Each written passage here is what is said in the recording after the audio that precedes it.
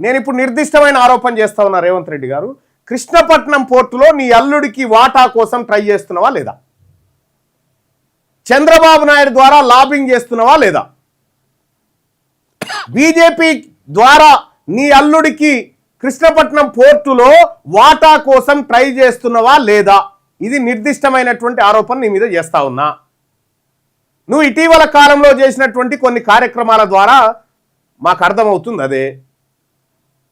కృష్ణపట్నం పోర్టులో మీ అల్లుడు, మీ భీమవరం అల్లుడు ఉన్నాడు కదా, మీ కూతురునిచ్చినటువంటి అల్లుడు, ఆ కుటుంబానికి కృష్ణపట్నం పోర్టులో లబ్ధి చేకూర్చే కార్యక్రమాలకు తెర లేపినవా లేదా? రాజుగారి కుటుంబంతో మంతనాలు జరుపుతున్నవా లేదా? అదానీతో చీకటి ఒప్పందాలు చేసుకుంటున్నవా లేదా?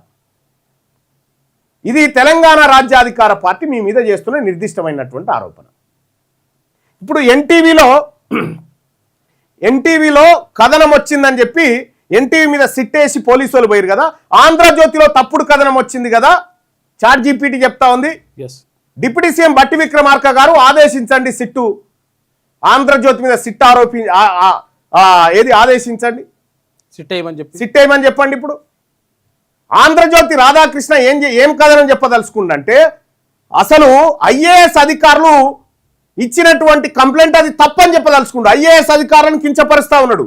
ఆ మహిళా అధికారులను కించపరుస్తూ రేవంత్ రెడ్డి గారి కాంట్రాక్టా, ఇక నైతిక విలువలు జర్నలిజం గురించి ఇక రాధాకృష్ణ గారి దగ్గర నేర్చుకోవాలి తెలంగాణ మొత్తం దేశం అంతా.